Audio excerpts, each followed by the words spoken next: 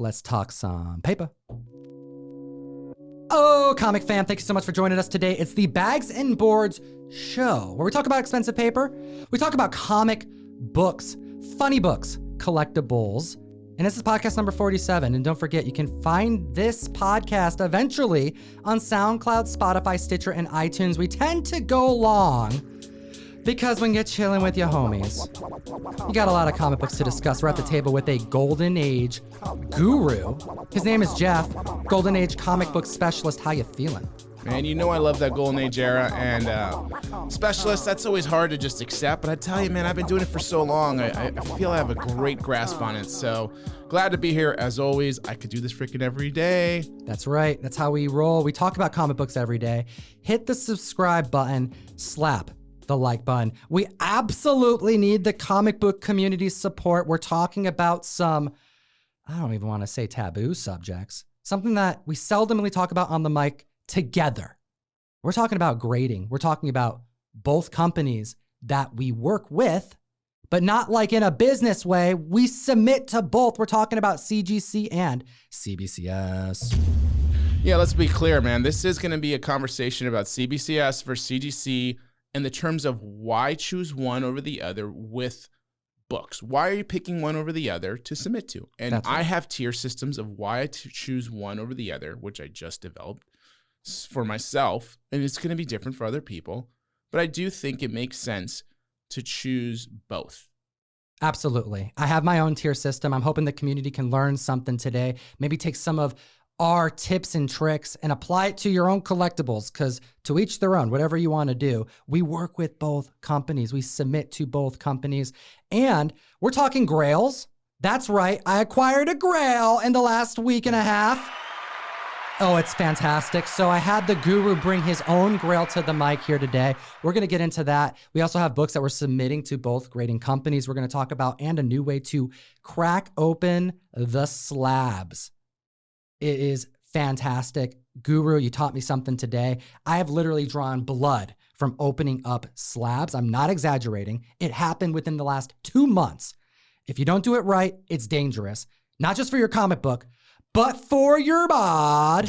All right, here we go. I want to talk about some Grails here because I've been waiting a long time for this.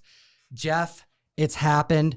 A book that I've been hunting for over 9 years. I'm talking about when I was at the bank working at Wells Fargo, the horses and the carriages and all that, right? I rose through the ranks. I became a teller, then I became a banker, then an assistant manager, then an assistant to the manager, and then store manager. You like that Dwight quote? All right, so what we have is a book that has been on my saved search eBay listing. Like, you can save search and you'll be alerted when it comes up, since 2011. That's right. It's 10 years, man. It's about a decade. Yeah, just about a decade. So back when I was a banker, all right, this is years before I even had an Instagram posting comic books, I was searching for books. I was searching for one in particular, and this book is here today, Jeff. Here it is. We have the Great Salt Lake Comic Convention 1991 pamphlet in the house, at the table, in the guru's manos. It's here, comic fam. Can you please explain to them what you're looking at? Yeah, this, like you mentioned, this is a Comic-Con program. That's right. For the Utah Great Salt Lake Convention. I don't know the character on it, but I do know its importance, as you have wanted one for as long as I've known you. Am I allowed to take it out? You take it out, man. Do your thing, man. Man. You be the guru. Take a look at the tick on the back. Not spine tick. I'm talking about the tick art. Fantastic. But on the inside, page 13, that's what you're looking for, brother. Dr. Volt and the tick. I don't know a Dr. Volt. This looks like a broke-ass cable on the front cover, but... So describe the size. What are you looking at? It's blue. It's big. This is magazine size about. It fits in a magazine bag and board, barely. Like it rides right up on the edge. I have a clear backer protecting this bad boy. I've been hunting for it for a while, comic fam. It wasn't cheap. Man, Grails rarely are, man. But tell me about Grails, man, because when Grails come, you gotta grab it. You may never see it again. I'll tell you this right now. I live by one phrase when it comes to certain Grails that you rarely get an opportunity to own, because they are a rare opportunity. Sometimes it crosses your path. It's sometimes you got to buy today's books at tomorrow's prices. Today's books at tomorrow's prices, comic fam. There's your quote from the Golden Age Guru, and you're not wrong. This book has the first prototype of Hellboy in its pages. Mike Mignola, get it right. The G is silent. He's Italian. He was invited to this convention. He was asked to create something special, something original for the interior of this pamphlet that was just given out and largely thrown away. And he had an idea. He wanted to draw this monster, this demon. But he had this thought, what a cool name I can put on the belt. And what does that belt say, Jeff? It says Hellboy. That's right. It says Hellboy. This was the first time that he put on paper this original character, regardless of how much he doesn't look like Big Red at this point in time. This was the first conception of it. And it would hit this page and, as mentioned, be tossed away at the convention and afterwards. And then years and years would pass. And eventually, with Hellboy becoming a prominent, independent comic book hero, collectible, movie after movie after movie, regardless of how you feel about David Arbor, it still happened. This collectible eluded independent collectors, like indie collectors, Hellboy collectors, Mignola collectors, and myself for quite a long time. There were only two in my search that I have come across. One was on eBay. Someone had it in the background, displayed next to the stuff that they actually listed in the listing. I reached out to the person and said, yo, is that what I think it is? And he said, yes, it is, but I won't send you pictures because I'm worried about it being counterfeit because it's so rare. I'll never forget what he told me. This item that he owned at the time, and this is years and years ago, he told me, this may be the rarest independent collectible that exists. So years would go by. I would hunt. I would look. I would ask Jeff. I would ask all my friends, all my dealers. Shout out Gus in New York, man. I would ask everybody I could find, hey, if you get a lead on this pamphlet, Salt Lake City Comic Con, 1991, I got to have it. And none came up. None. Except for one that came and went on eBay for $5,000. You hear how many bombs I'm dropping now? Because this Grail, that's how much this means to me. That's it's crazy that this is at the table right now, because that book that sold for $5,000 over a year and a half ago made press. It was on Bleeding Cool. It made multiple trending lists, including our own. I had to give it its time on the mic because the person who bought it reached out to me.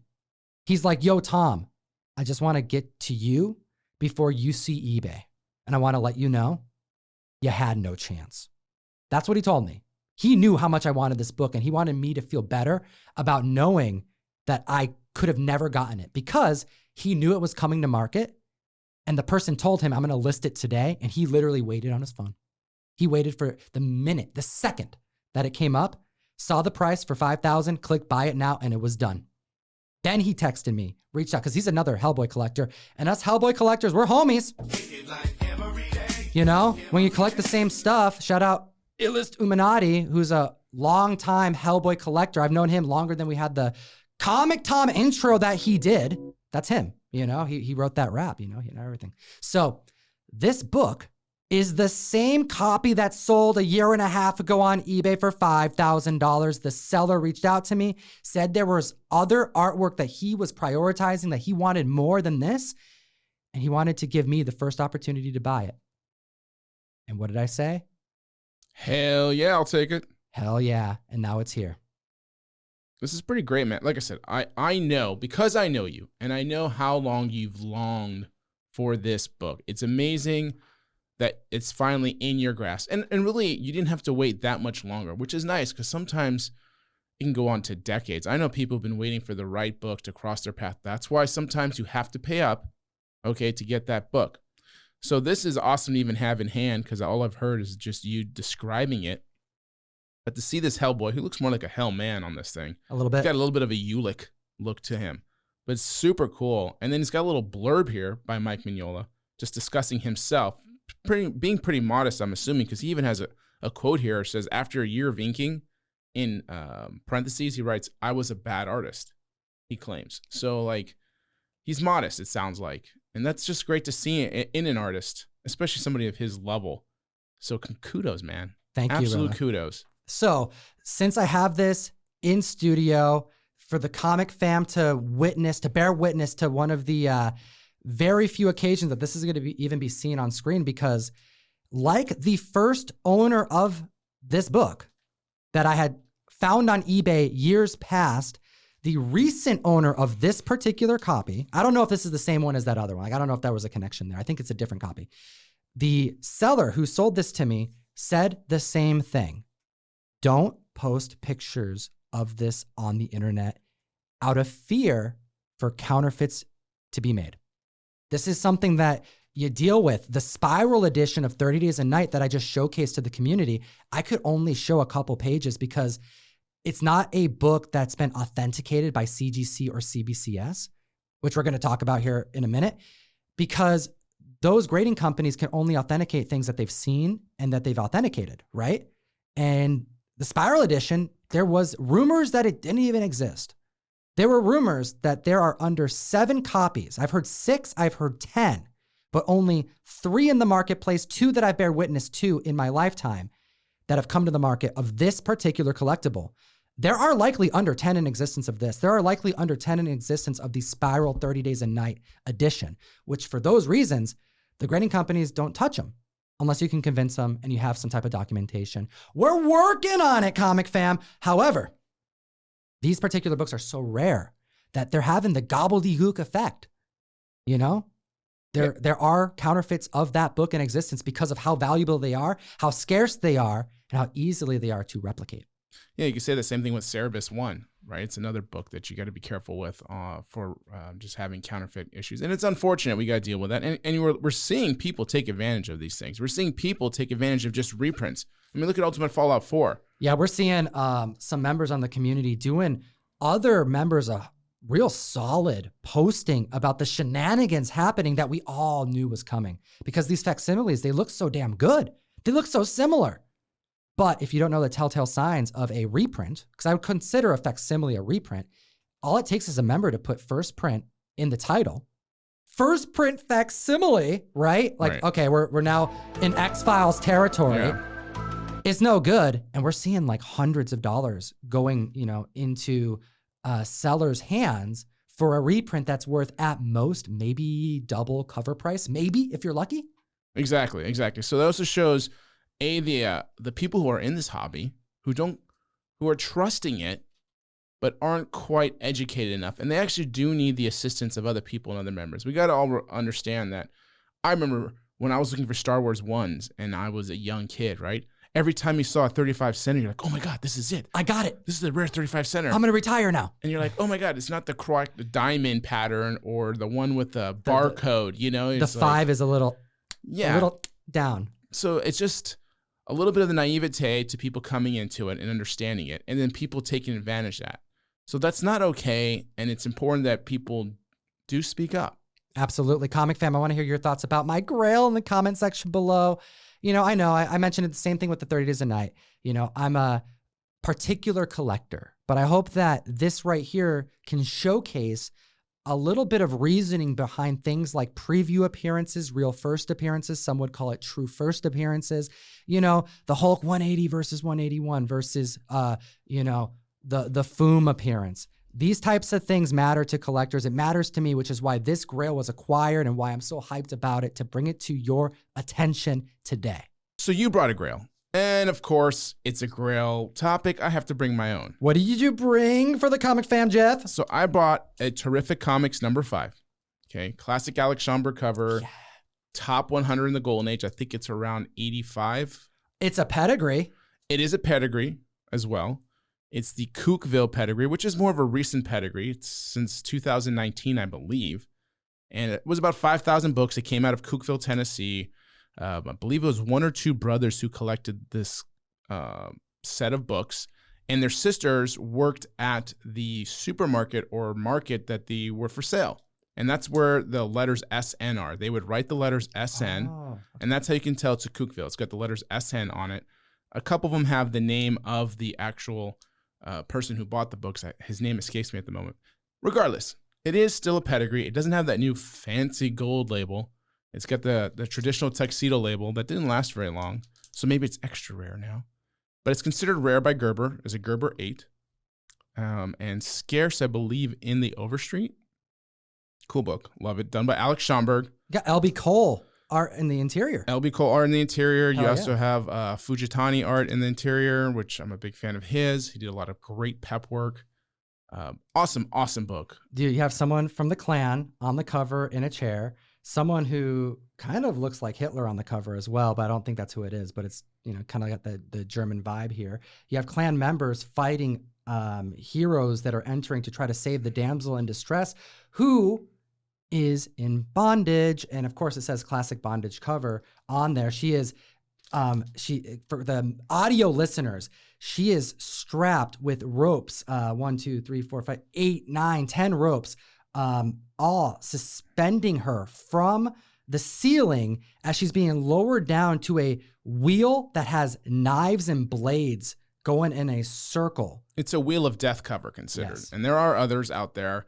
This is a great one. It very much has that vibe of Suspense 3.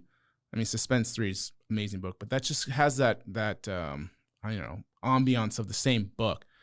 It's a great 6-issue series, terrific comics.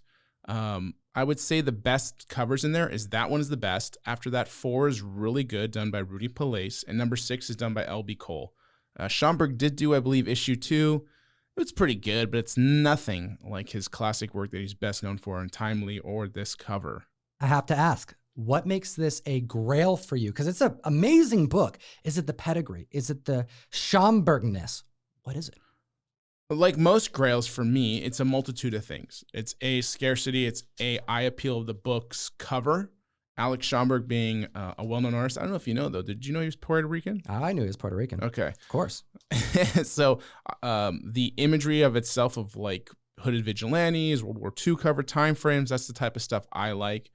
And then it's got a lot of demand to it, being such a rare and important book. Also being the top 100 books at number 85. Like, there's just a lot about it. And then, let's not forget, it's also pedigree. Yep. So it singles itself out already as being something special. And then you throw pedigree on it, it just adds that extra tier of special.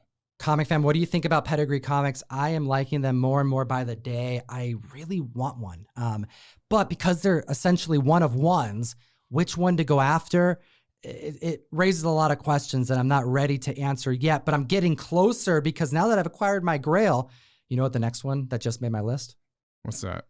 Again, okay, I needed to hear what the community thinks in the comment section about Grails, because I love learning about your thought process and like what goes into it. But for me, I like putting a Grail in the noggin that I want on my wish list of something that I may never get. I put that bar so high because I've acquired 2 that I never thought I'd own, right? So the next one on my list, I'm going to get in competition with you. I want a Cap 1. I do. Okay, well, may the best man win. All right, comic fan, what do you think? The Guru and I are going up against each other. Maybe we'll have to get one together. Yeah, we can split it, and then I can keep it on Mondays. You can keep it on Tuesdays, kind of thing. We just go back and forth. I don't play well with others, dude. I'm sorry, dude. I have a sibling. No, I'm just joking. I believe it, Jeff. I believe it. Okay, so you went to a heritage auction that was very, very exciting.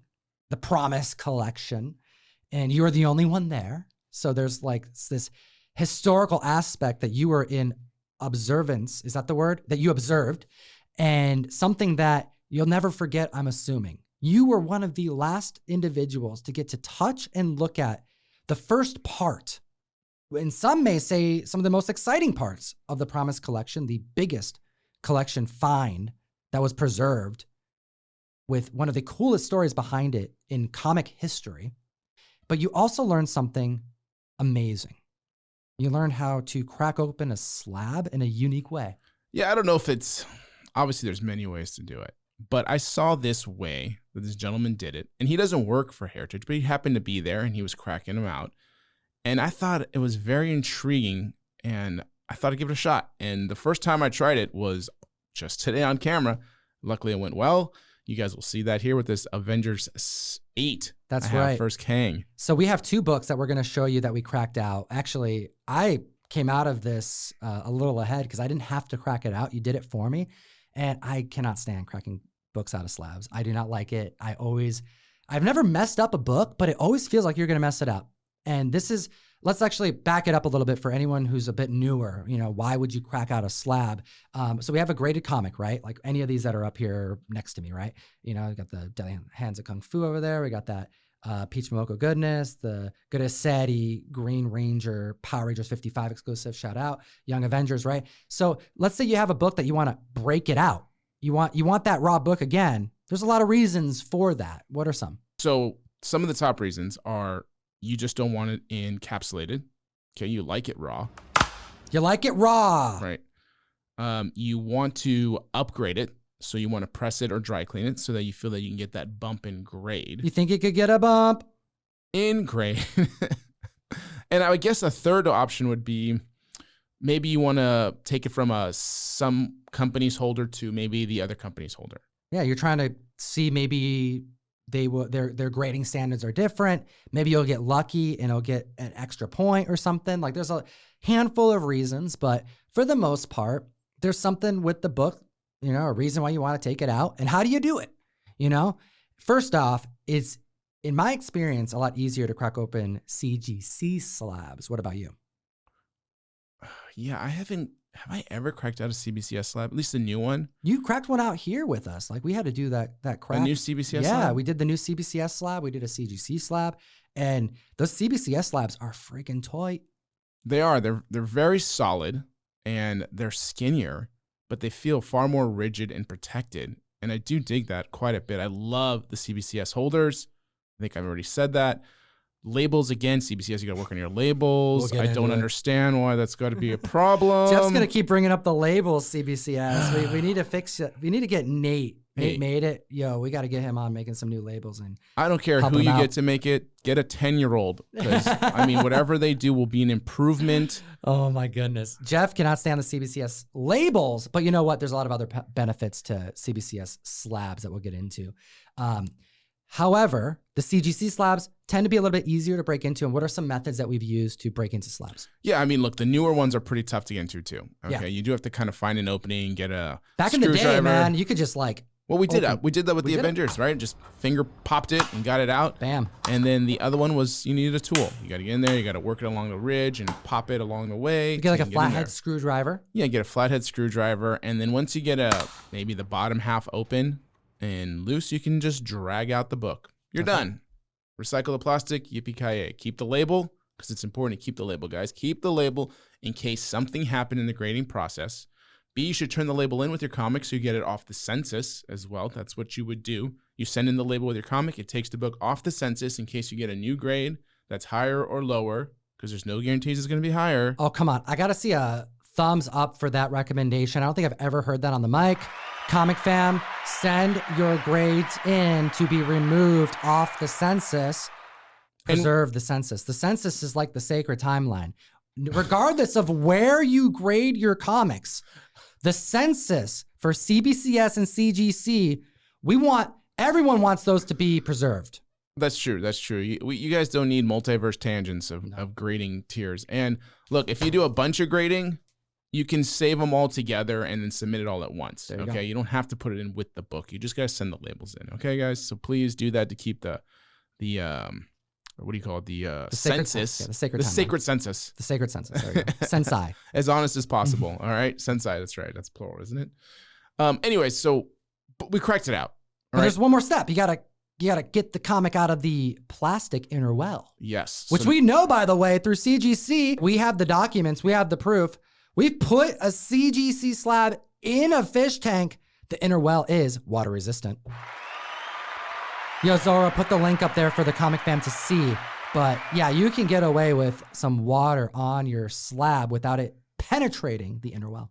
Yes, not to say waterproof, guys. Remember that those, when you had a watch and you weren't sure what resistant or proof meant, okay, it was up to a time limit or a depth, so be careful there, guys. We had that thing in there for a while, though. I was pretty impressed. Yes, absolutely.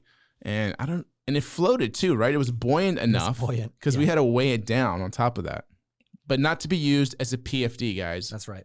Anyways, let's get back to what we did. We took it out from this hard plastic shell. And now we're going to get to this inner well. See how it rhymed there? I'm going to pull it out. We're going to get some scissors. He went with scissors. I've always used an X-Acto. I've always used an X-Acto knife too. I grabbed one for you and you specifically said he used scissors. We're going to use scissors. I believe I slapped it out of your hand and said, give me the damn scissors. Yeah, you got aggressive with it. We wanted to do it right, okay? Right. Or wrong. I'm not sure yet because we haven't done it yet. So here we go. At this point. So it was sketch for me as I'm taking two blades and cutting this plastic along the top edge. And I tap the bottom so that the book would go all the way to the bottom. That's very important. You have to tap the bottom before you take scissors to the inner well because you don't want to, well, first off, you want to tap it gently because you don't want to mess the comic up. You're trying to get that comic to go to the very bottom of the inner well so you have enough space to cut along the top so you don't nick the comic. Right, exactly. Because the last thing you want now is to take your blue label to now make it a trimmed book. Yeah. All right. So you cut, and we cut very slowly on this. All right. He was very comfortable and did it. And maybe his may have been a thinner scissor. We kind of use like this cooking scissor almost, so it's thicker. Yeah. I'm not trying to cut chicken breast here, man. I'm trying to cut It's actually my cooking scissors. That's what you use. That actually is what they were. I could tell. I was like, okay. So we made it work, right? Regardless. So we got the top done, and then we filleted it down the middle, okay, like a surgeon. But you got to be careful because if you go, the comic can push into the scissor, but so you bowed it, and there's enough flexibility there where it's pretty easy to get going. But the further you go down, the tighter it's going to get to the bottom. So for the very first book we did, the Avengers 8. First appearance of Kang, Kirby goodness. Exactly. Went kind of far. I think I tapped the book with the scissors, and nothing to damage it. I just, okay, this is getting tight, so pull back. So now, don't go too far down because it touched. It didn't scrape, but it touched, and you don't want to touch it. And maybe use a rounded scissor nose because those scissors were blunt at the end, just in case, so nothing weird happens. And then we flapped open the middle like jaws of life on a rib cage. You just pried it, laid it down, and just pulled it out the top. Now, I will say, and maybe it was because of those scissors, because they were very tooth-like, added a kind of a sharp edge to the top that almost curled over. So it almost felt like you could scrape your book as you're pulling it out. So we had to be extra careful with that. But maybe with a finer scissor, you won't have that problem. You got to be careful when you're pulling it out because the plastic tends to curl. And that happens especially with an X-Acto knife too. Like I've had that, you're literally, as you're pushing it down, the pressure of the knife will bend that plastic just enough to make it sharp enough as well to, if you're dragging the comic and not paying attention and not like pulling the plastic away, as you drag it, you can cause a line on the book. And I've had some close calls. However, this process took under 3 minutes. And it was my first time fumbling around with scissors and all that. And the second time was even quicker. Second time was much quicker, but it was a newer book, so it was a little bit more sketch. So you got to understand, if you're going to do a really, really high grade book and something modern where it's super glossy, you really got to be careful. And this might not even be the best option for you. This is a Silver Age book. I don't think you have to worry too much of it, like the edge maybe touching it, so you don't have to worry about losing some crazy gloss that has come into comics since, 2000 and whatever. Absolutely. The gloss does tend to cause things like fingerprints, but also it makes it super easy to damage. And you can tell because if it just touches something in the wrong way, you lose color. And that color loss is a big deal, especially on some of these bigger books. So I grabbed one of my books out. You had your Silver Age Kirby goodness, Avengers 8, and you broke it out for a handful of reasons. There was some bends, there were some creases that looked like they could be pressed out, and it was also pretty dirty. That's another reason to break stuff out of a slab if you think you can clean it and upgrade that book. Yeah, and here's a little note. Okay, just because a book looks dirty. It looks dirty, Jeff. It looks dirty, which is just bad grammar, so dirty grammar. It's dirty. Doesn't mean you're going to get a bump by cleaning it. Okay, your books in certain tiers get to certain tiers, and there's certain flaws that are okay with that. So lifting that dirt doesn't necessarily mean you're going to get a grade bump. Okay, but when I looked at this book, it was very dirty. So I'm assuming because everything else looked so nice with this book, there was a couple non-color breaking corners that could use a press, and it was a 6.0. I felt that cleaning off this dirt, pressing this book properly, that I could get this to a 6.5 safely and possibly a 7.0. And granted, you never know until you press them, but that's why I did it, because there's enough of an what's the word I'm looking for? Enough of a value to me to improve it just half a point, that it's worth me cracking it out. Worth the risk, Comic Fam. So when I saw Jeff break this out, I'm like, oh, this is a great opportunity. He's just cracking books out. I can hand him my book that I want to get done. So I did. And unfortunately, this is not a great story for me because I had a CGC 9.2, I believe this was. I believe it was a 9.2. Dead World issue number 10. This is the variant copy of this book, not for wussies is what it says. And it's a cool book, Caliber, Caliber Comics, but you'll know on the back, there is a ad for an up-and-coming comic book called The Crow, James O'Barr Goodness. This right here is one of the best comic books ever created in history. And I'll, die by that sword. I believe that firmly. I think The Crow is something everyone should own in their home in like one of those nice deluxe editions. And I think everyone needs to read it and recommend it to somebody as they are recommending other comics. Because if you don't read The Crow, you're not doing your job as a comic fan, in my opinion. Maybe it's because I'm a big fan of My Chemical Romance and I like emo stuff. Whatever, I know I'm right. Comic Fam, I got here in the comment section below because this book was a 9.2. I pressed it and it came back an 8.5. Hogwash. As my kids would say, fail. So this book, you broke out of the slab. You didn't go as far down when you were cutting it. And you also mentioned, because it was a modern book, a newer book, that you had more space to cut on the top, which made it easier. Yeah, this was far, far easier to remove from the inner well, as there was probably an 1/8 of an inch, a solid 1/8 of an inch of clearing to cut the top off. And then we just filleted down the middle, got to around, the nose portion right in the midsection, opened it up, pulled it out again, had to be very careful, okay, because this does have some gloss to it. Want to be, cautious. Pulled it out, and then we saw why it was an 8.5. Yeah, I don't know what happened. Maybe it was in shipping. Maybe it was me. Maybe I just didn't press it well, but there was a nice bend, not a bend, but it was non-color breaking crease on the back cover that I think we can press out. So that's why I broke it back open, because I'm like, you know what? This was at one point a higher grade book, and I couldn't have messed it up that bad. So for me, this was also a gift from my dad, Comic Pops, because he knows how much I love The Crow. He also loves The Crow. And yeah, I just want to get the highest grade possible, and I think it could get the bump. So I broke it out. Comic Fam, let me know your experience cracking out slabs in the comments section below. I love to hear your success stories, your fails, all the above. I'll be real. I was cracking open your Golden Age book that had a sticker on it. Remind me, it was a Silver Streak book. Oh, the original time, or not the action one? No, the recent one. I think it was action. Yeah, it was an action, but the first time you ever cracked off that one was the Silver Streak, yeah. That's right. So what happened is they came from the same collection. They had the same type of sticker. I saved the Silver Streak, took the sticker off, got the grade bump. Shout out to myself and my patience. However, the Action Comics, I could not get that sticker off. It was impossible. And I took it to my homie who's even better at getting stickers off, and he couldn't get it off. But I did crack open that slab.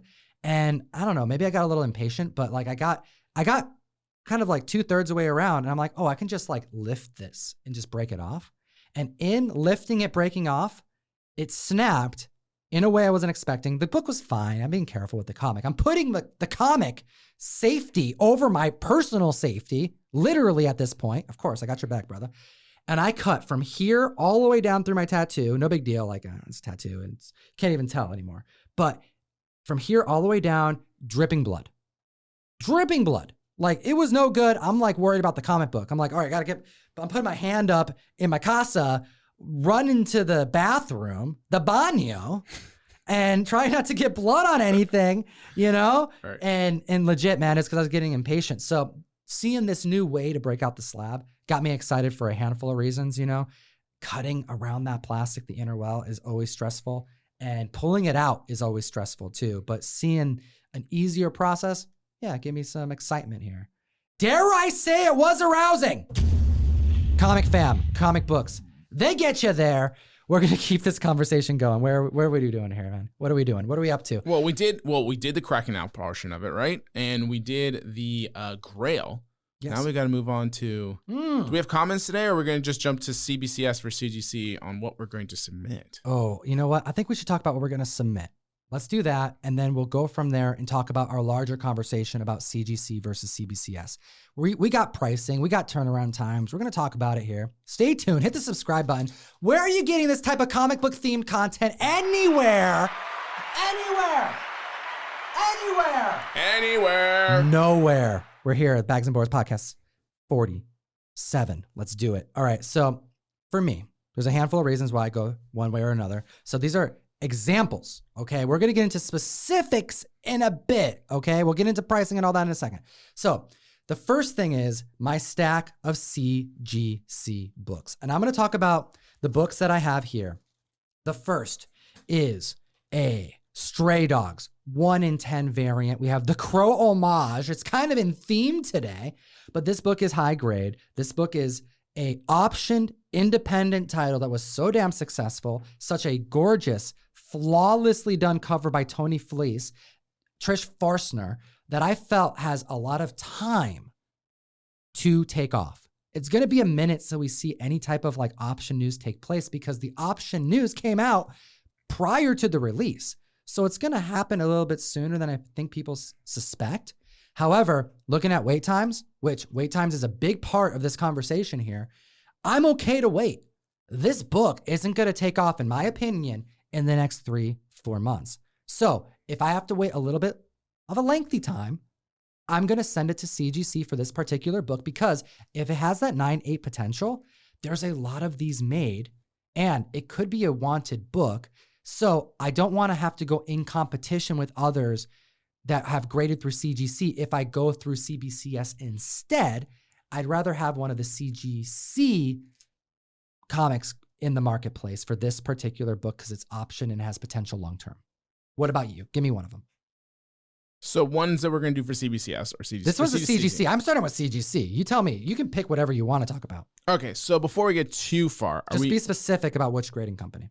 Okay, so I would do CGC on this book, which is Tomb of Dracula 1, because for me it's cut and dry that at a certain tier on value and for books that it just makes more sense, because it's going to be potentially a 9.8 copy. It is a gorgeous book. 9.6 would be the absolute lowest, but this is probably a 9.8 copy. All right, so I have to ask you, Jeff, did you see the recent sale for a 9.8 of Tomb of Dracula 1? I'm really hoping you haven't heard it. I mean, the last one I heard was like 7K not too long ago, right? Comic fam, I'm gonna show Jeff GPA right here, right now. I'm hoping it's uploaded. You're gonna lose your mind here. I can't see. Okay, so this sale right here happened. The last sale was, say it, Jeff. Is that $16,000? $16,000. That's crazy. I told myself I should never have sold that to you, book, for that, especially that price. I was like, God, I'm just giving it away. I know this book's got legs. Comic fam, this is a big part of this discussion, though. We're in a market that we've never seen in history. And here's the thing. This particular sale could be an anomaly, because the prior sale that happened, I believe, was within a day, if not same day, for a CGC 9.8. And it sold for, it says after, and it sold for $8,000. Half of what I believe this was a Heritage auction sale, went for. So. Welcome to Heritage, guys. If you do an event auction with Heritage, look, I consigned books with Heritage. I did. Okay. I bought some stuff from Promise Collection, and I left them a box of books. They've been selling some of my books at the weekly auctions, and I'm getting butchered. Murdered on these books. I was like, this is ridiculous. What is going on? Yeah. Exactly. And then I had books going at the event auction, and they were fantastic. I got the numbers I should have gotten, and they did great. You know, So- it has to do with the event. There's a lot of things that have to play a role for the perfect storm to take place. And we know based off of Tomb 1, we've seen multiple of these come back because you've been grading them like crazy. I have a 9.8. I've owned 2 officially because, you know, you hooked me up with a 9.8.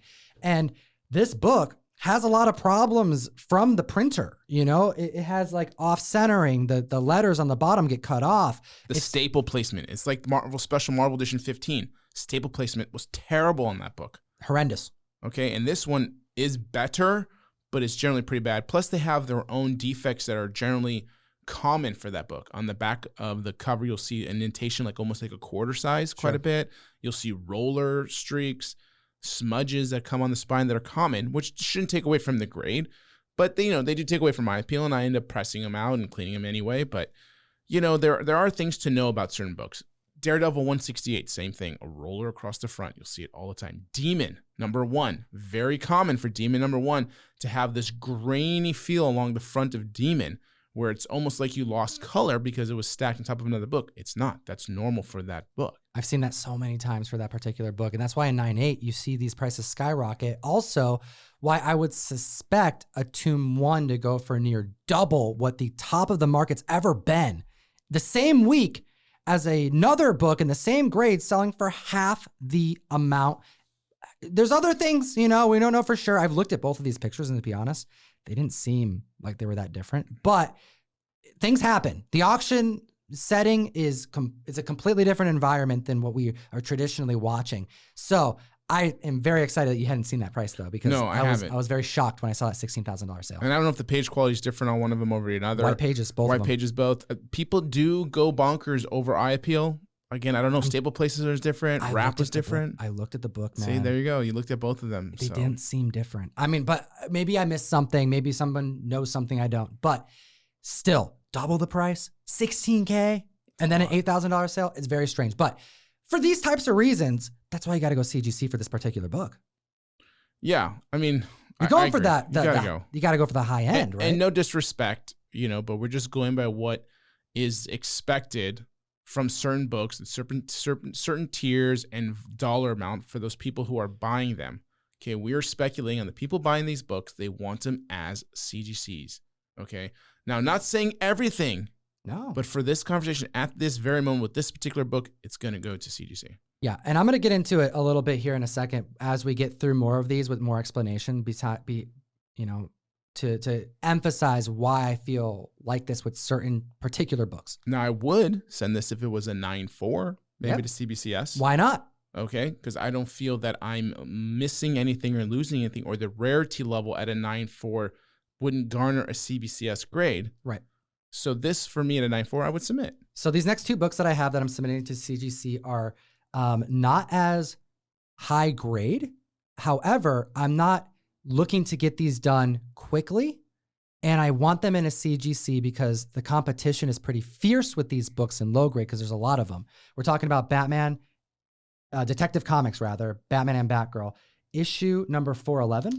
Yes, that's right, 411. I almost forgot the number. Of course I know that number. This is actually, I traded you and got one of these from. This is the first copy I ever got was from you back in the day. Okay. Yeah, I traded you a 129. You traded me this comic book, and it was a freaking gorgeous book, by the way, as well as a bunch of Two-Fisted Tales, some of the first Golden Age books I ever got. So anyways, I had to get this book back. I really like Talia, first appearance of Talia al Ghul.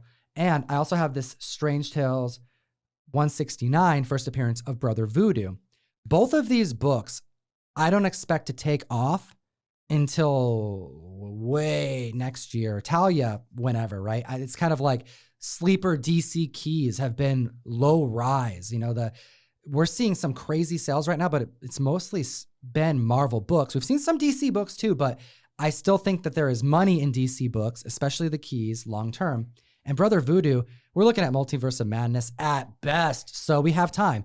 Considering the wait times for CGC and CBCS, if you're cool with waiting and you want to try to bank on the biggest bang for your buck, considering how much you invested into the book, because I know the prices I paid, I want to go for the top tier that I can get as far as market potential. And considering that I have the time, why not send them to CGC regardless of their wait time? Yeah, I saw those books, and you mentioned that to me. earlier, and I kind of disagreed with you on it because I feel like those could be CBCS books just as well. That they could be. I don't think they garner any grade that's going to make a difference. But again, if you're not in a rush, like literally any rush of like needing in the next 2-3 months, send those away. That's no big deal. I mean, really, there isn't a necessity to send a CBCS. If you want it back in a timely manner right now, and the grade to you is apples to apples, then you might as well send a CBCS. I would send those to CBCS personally. Right. We disagree with this one, Comic Fam. We're not always agreeing even on our own show here. But for me, these are some of the first ones I've graded as far as these keys go. And I think they'll be easier to move in a CGC for these particular keys. Other keys are different, but I could see myself sending these to CBCS just the same. And again, that's important, right? Because later when we're discussing these books, man, let's save that a little bit. Save it. Let's what do you table got? that portion. Hit me with some more CGC because I got to get into the CBCS stuff. Okay, so Monster Frankenstein #1. Bronze Age goodness, man. Okay, Mike Plough cover, Bronze Age goodness, like you said. Dude, these books, that run, it sells for way less than it should. It should even. Okay. Oh, yeah. I see people selling issue 1s and other appearances, and I'm constantly surprised. I'm like, come on. This book needs more love. It's because people don't know. This is a stellar run, fantastic covers, and artwork by some of the legends. Yeah, I mean, this to me is a 9.8 copy. Yeah. Okay. And if it's a 9.6 copy, okay, great. And again, this is something I would send to CBCS if it was a 9.4 or a 9.6. I'd be comfortable with that. But for 9.8 potential, which I think it's got very strong potential, this is going to CGC. Dude, you brought some nice books in. This is absolutely 9.8 potential. Comic Fam, it is really something cool to see a 9.8 Bronze or Silver Age book. It's so much different than a modern book. Modern books, you kind of see them all the time, right? You kind of question whether or not something's 9.8 or 9.6. But when you get down to like these types of years of books, man, it is something to see, like 0 spine ticks on a book this old. Very cool. Yeah. Thank you. Okay, hit him with that next one because this next one, I don't know what's up with you and Ghost Rider, man, because you've got some high grade appearances and you keep getting them. Yeah, I just I have a friend of mine who's been who pretty much hoarded all these books in the 90s. This is when they were worth nothing. Okay, so every month, or so, I talk to him. He sends me some. I give him a good value for them, and I just my experience with CGC hasn't been consistent, so I never know what's going to be the 9.8. 9.6, 9.4, like you should know. But right now between 9.6, 9.8, I've been like, really? Like I'm looking at this, how is this not a 9.8? Okay, 9.4 to 9.8, yes, there's a big difference. You should be able, that's not a problem. We've all been there, Comic Fam. I got to hear your comments in the comment section and below. I've had some wins. Don't get me wrong. I have Tombs 1 9.8s. I have a Marvel Spotlight 6 and 9.8. I have a Frankenstein 1 and 9.8. Okay? You're holding a Marvel Spotlight 6 and 9.8, the second appearance of Ghost Rider, which I think could be a 9.8. Raw. And I have 2 copies. One that's probably going to be a 9.4, which I would probably send that to CBCS. Okay, but this at a potential 9.8, will go to CGC because it's just something that I feel garners more of a CGC label and holder. Yeah, the top tier. Notice the Guru's. His preference is leaning more towards CGC when you get the pristine type of book, the big key book, the 9.8 potential. You got to consider this. We're going to get into it in a little bit in a second, but the market potential, the market pool is so much smaller for this type of grade. You're talking about being lucky if you get more than a handful of eligible buyers at certain rates of some of these books. We just talked about Tomb of Dracula 1, although it's probably closer to a $8,000 to $10,000 book, just selling on Heritage for over $16K. How many people are in the market right now to drop $16,000 on a book? You got to consider that because when you have that low amount of individuals who are even eligible and ready to pull the trigger on something, well, if you go a different route for that grading company, you may cost yourself some money because if you only have a handful of buyers, they are more likely going to wait and be there at the time that a CGC book is going to come to market versus the CBCS. But I'm going to come back here in a second here because I have some defense to be had for CBCS as it pertains to value here. But before I get to that, I want to finish here with two other books. X-Men 239. Keep an eye out on this book. Mr. Sinister's first appearance has skyrocketed. His newsstand has skyrocketed. This is his first cover appearance. And with so many individuals getting comic books graded, covers matter. The display properties, like being able to see it from afar, see it on a set, see it in your long box when you're going through stuff. It matters being able to visually see the character on the cover. And we're seeing these books see an uptick like we've never seen before.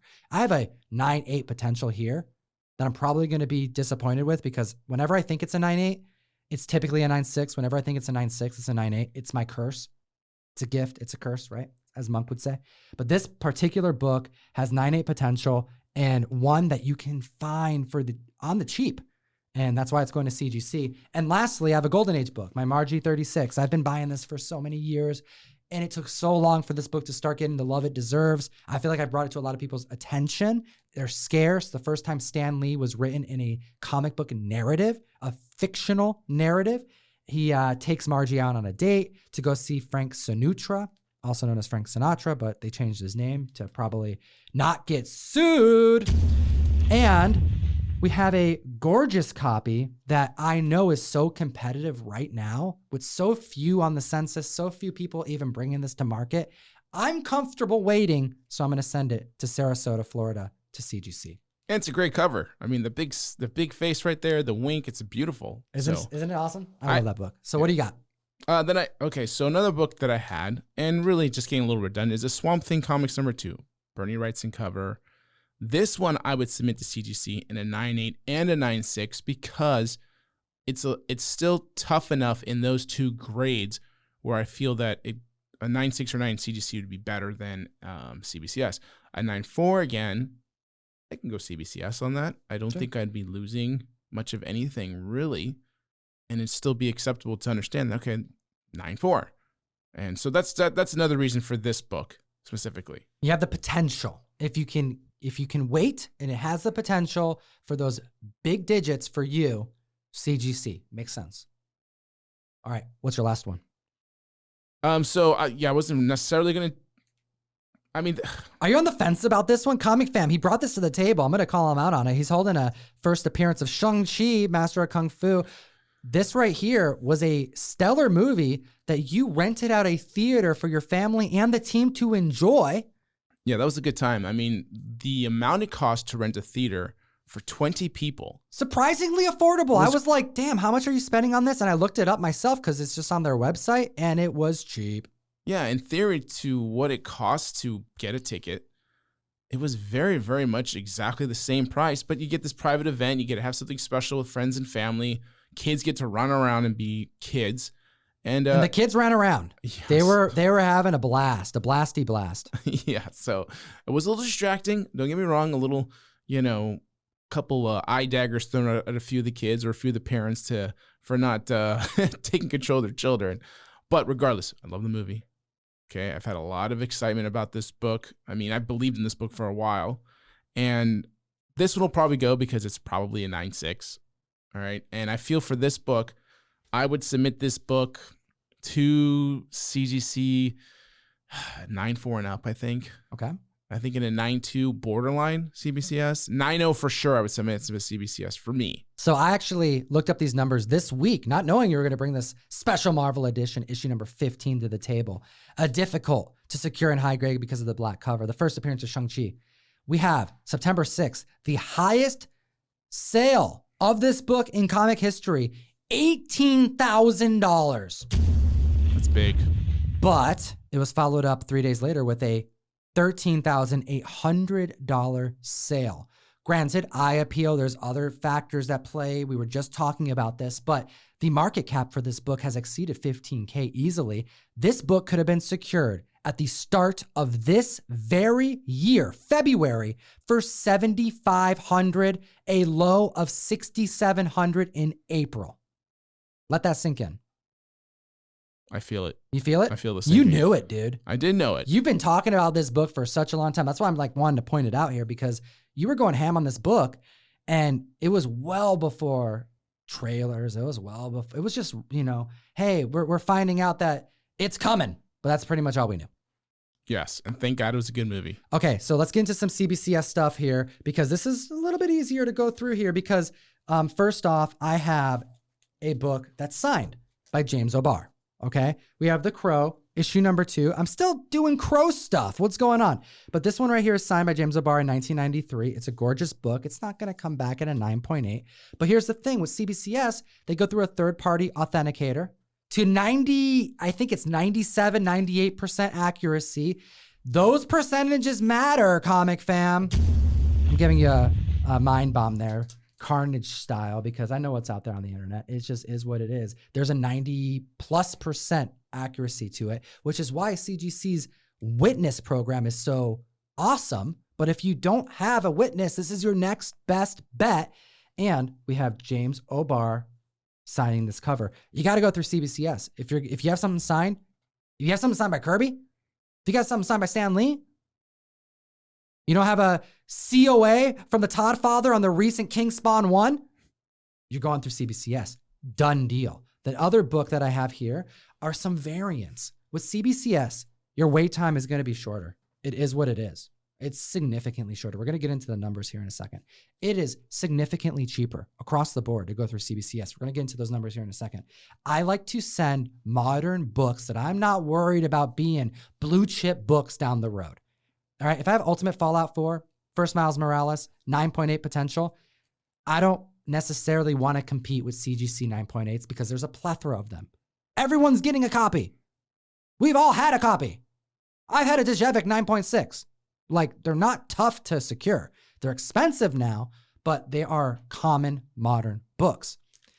I like sending in variants that I think could get a nice boost in value if it gets the 9.6, 9.8 at an affordable rate, quicker than the alternative, so I can move it faster, get in the hands of a collector who's going to really like it, who wants it more than I do at the moment, and not have to worry about the competition, because there are already not a whole lot of them graded as it is, because they're variants and they move quick. So some of the variants I have here, I have the Star Wars War of the Bounty Hunters Sarah Pichelli variant. It's a virgin cover done by Scorpion Comics. Fantastic. Some of the best color work on any Star Wars comic I've ever seen. And this book goes for like $30 right now, $40. So I'm not into it all that much because I bought it at release. And I think this would look great in a slab. Someone would want this in a slab. And what is the price for a CBCS slab right now? $16 if you're not a member. $18 if you're not a member. $16 if you are a member. There you go. So it's $18 if you are not a member. $16 if you are. $4 difference per book versus the competition. Then I have Thor number 6. This is the variant, the wraparound cover, because Donny Cates has reminded the community multiple times that this scene that took place in Thor, what Thor saw when he was kind of going in his like little trip that he had because of the Black Winter, courtesy of the Black Winter, he saw a future with Thane or Thanos wielding this gauntlet looking, item on his hand. It's black, it's different, with surrounding himself with Marvel zombies is what it looks like. I think that's cool. We know it's going to come back. This book is going to come back around, but he's working on Hulk right now. I mean, I don't really see this happen anytime soon. Then we have Spirit of Vengeance, Kushala on the cover, virgin copy, fantastic book. And this comic book, I was able to secure on the cheaper side because I bought it at release. You see a commonality here. The store variant marketplace can be kind of volatile. There's a lot of variants that come out. We make them ourselves. We know this better than most. This book, because of the character, because of how gorgeous this cover is, I thought was a great opportunity to get something graded at a cheaper rate. And I would like it faster than CGC's current wait times. I don't want to wait 6 months to get this book back, or whatever the turnaround times are, which we're going to get into here in a moment. Last but not least, well, actually I have 2 of them here. I have another Scorpion Comics exclusive. This right here is Ice Cream Man, and it is a homage to The Mask. Awesome. I think it was like 666 copies were distributed. This is a lower print count, a virgin cover. I'm a big Jim Carrey fan. I'm a big fan of The Mask. This is a cool book, but again, not one that I'm thinking is going to see a huge uptick in the next 6 months. We knew Ice Cream Man was slated for that, like, I even remember the streaming service's name because it came and went. The one that was like 10-second shows. Do you even remember what that was? It doesn't even matter because I think that Ice Cream Man is here to stay as a kind of legacy independent horror comic book. It's like becoming its own, it's growing its own fandom, and long term, it's going to be known as one of the best anthology horror series in comic books ever. I firmly believe that, which is why I'm like, I believe in Ice Cream Man, Maxwell Prince. This cover is fantastic. It's unique and it crosses fandoms. So let's get it graded at a discount. Also, Monstrous, I picked this up. I think I paid $30 after all said and done.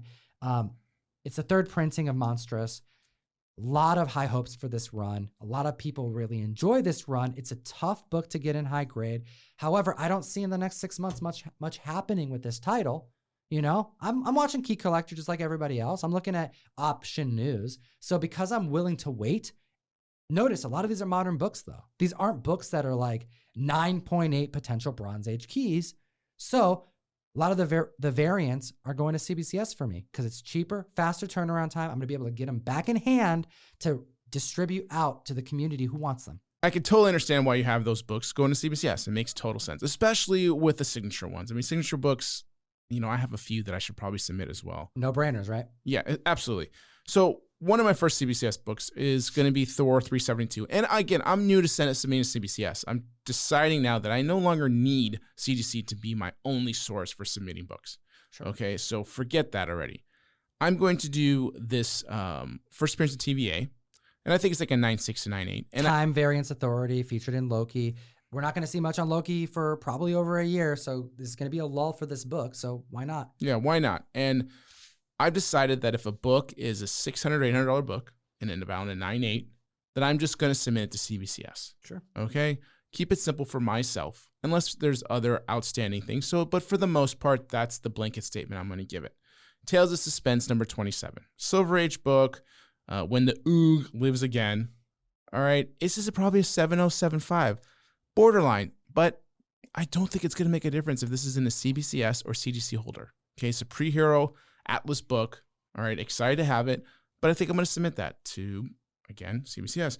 Doctor Strange, 53. Okay, this reprints FF19 story with Kang, being in Egypt, but it's not Kang, and then it retconned that it is Kang, blah, blah, blah. Ramatut. So this could be a 9.8, but for me, I don't think it makes a difference on CBCS or CGC for now.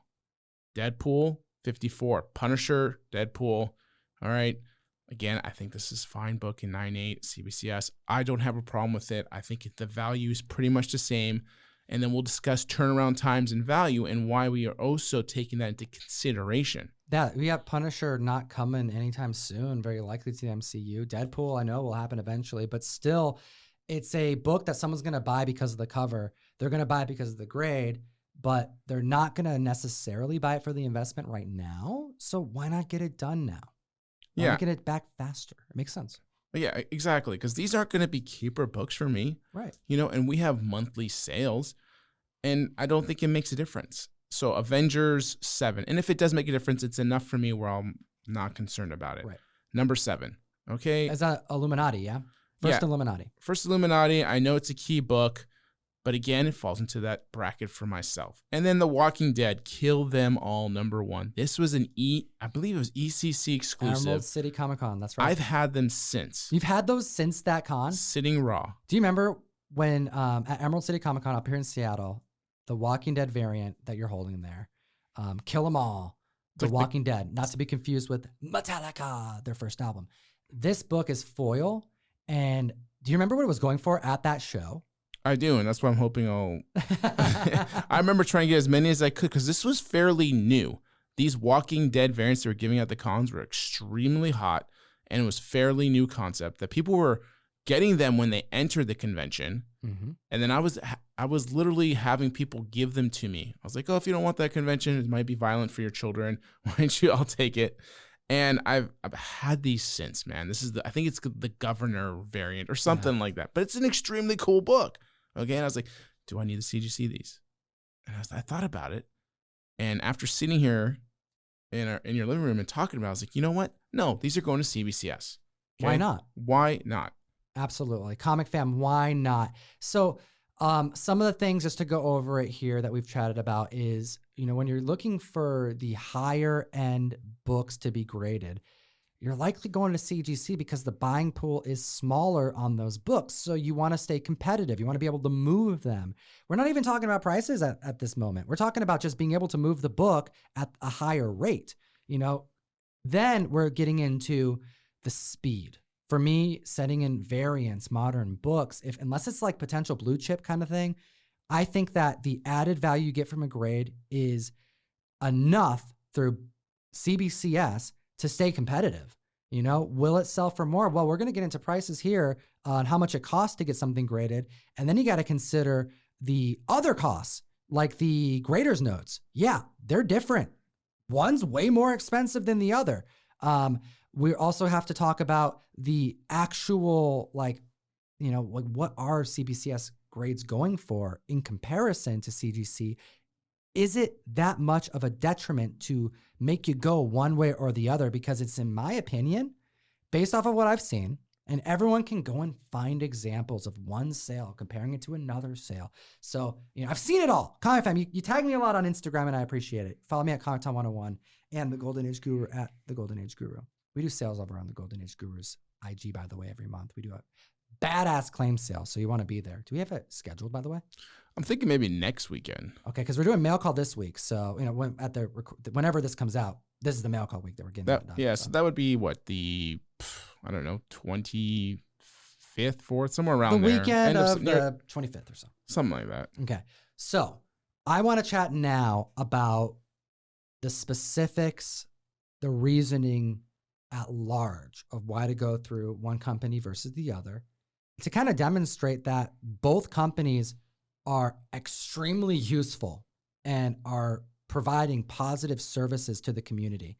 And let's actually kick them off with some prices, because pricing, I think, matters a hell of a lot. When you're talking, we're not talking about, let's back it up just a couple beats here. We're not talking about someone who's like, I got one book and I'm going to grade one book this year. Where do I go? Just pick a place. Pick a place. Yes, okay, there's reasons if you have a X-Men 1 why you should go through CGC, or if you have a signed Kirby book why you should go through CBCS. But this part of the show and this conversation is more about collectors who are grading a lot more than one book a year, right? Because that's really where it's going to matter. Because we're talking about prices right now that are so different between the grading companies that it does add up, does it not? Yeah, this is not meant for that novelty grading person, okay? Because generally it's somebody who's going to submit more books. You're going to want to be a member because you're going to get discounts. But just in general, okay, we're going to discuss these numbers as clearly as we can possible. It's going to be a lot of numbers, but we're going to make it as easy to digest as possible. We're going to baby food this thing, okay, for you guys. Oh, and you know what? I would like to say this because I know there are going to be individuals who are going to bring it up. I have worked with both companies. All right. I've gone down to CGC, flew me out to C2E2 to cover the convention for them. People saw it. It's on their Instagram page. You can see it. We also are friends with graders at CGC. We've witnessed CGC grading take place. I believe we're some of the only individuals that don't work for the company that's actually witnessed the actual, slabs going, the comics going in the slabs and the machines making it happen, and watching graders handle the books like they're freaking, magicians, just with such care. We also know people at CBCS, and we've worked with people at CBCS and have seen members get things graded and have experienced that service as well. CBCS has decided to work with us in the mail call and hook us up with golden tickets to be able to give free grades to members who submit enough comics to CBCS to try them out. Thank you, by the way. Fantastic. Really appreciate that. We do. We really do appreciate it because they're giving back to the comic book community. But you know what? The month prior to CBCS doing that, Cgc sent us stuff to send out to the community. Free private signings with like an upwards value of like $300 plus per ticket.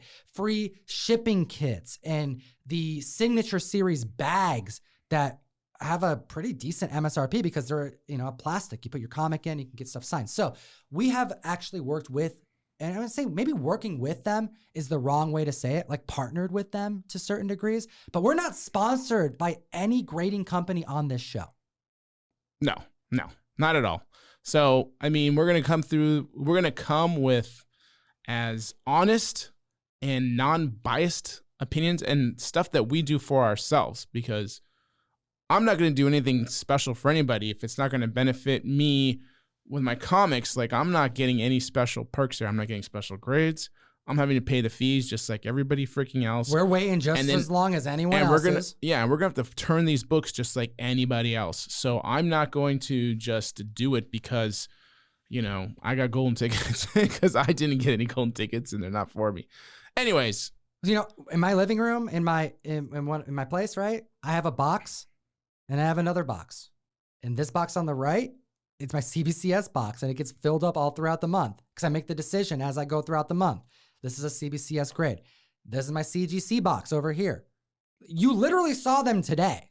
They get split up all throughout the month. So let's jump into it. We're going to dive into it. Let's talk about Cgc pricing. It's a bit more costly. Dude, I wish it was much easier to pick just one, by the way. That's why we're doing this show, man.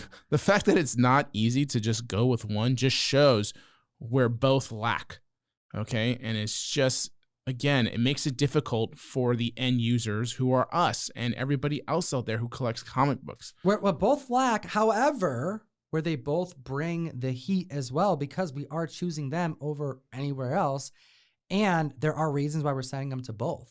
So I hear you.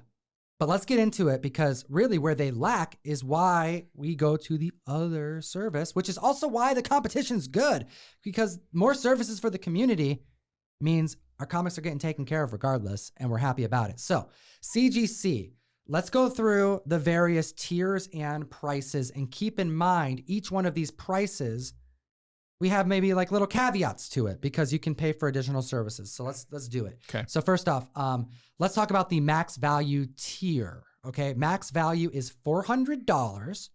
All right. And we're talking about non-member prices, but it's about a couple bucks cheaper if you have a membership, but you're also paying for the membership. And that depends on how many books you then send in, how much of a discount you're going to get. So we're just going to go with non-member prices so you can get a really easy comparison. Yeah, and I think a member is like a 10% discount. But it's enough if you're sending a lot of stuff in that it's going to affect these numbers, right? So I'm a member of both companies. So, use that information, but we're going to be talking about non-member prices. Modern tier, 1975 and newer, $22. All right?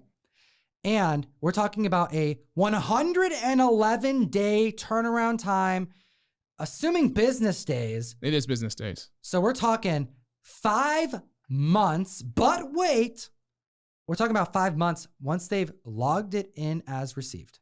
And that's a big deal we're hearing from a lot of people. It sits in perpetual hell of storage where these books get in. Now, it may say it was delivered on your tracking information, right? Let's say you check your USPS or FedEx. Oh, it's been delivered, but it's not counted as received, which means they have the books, but they don't count your timeline until they officially enter it in as received, which could be a month, could be more, could be a week. Who knows? So there's no guarantee with these numbers, at least on CGCs. I have not heard with CBCS. I don't know if they're having those issues. I have heard no one complaining about that. So it's going to be interesting just in the comment section to hear about that. But 111 days, that's 5 months. Okay. And now CBCS has a same tier, right? That's right. Modern tier. However, it has a cap of $250 max, not $400. So $150 less in the value that you can put for that particular collectible. Which is interesting. It's less. Okay.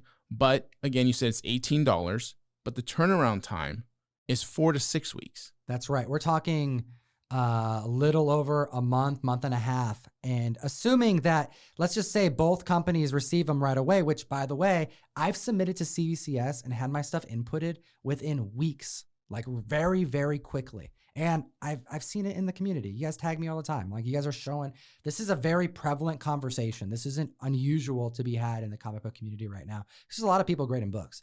So that is a substantially different wait time. We're talking 5 to 6 months, depending on how long it sits before getting inputted, versus 1 to 1.5 months, depending on how long it takes to get inputted. CGC's max value tier, as mentioned, $22. You can pay $37 to get the fast track edition, $15 additional, and you get it in just about half the time is what they're stating, 2.6 months or 56 days. But CBCS will cut half the time, so from 4 to 6 weeks, for an extra $10 per book.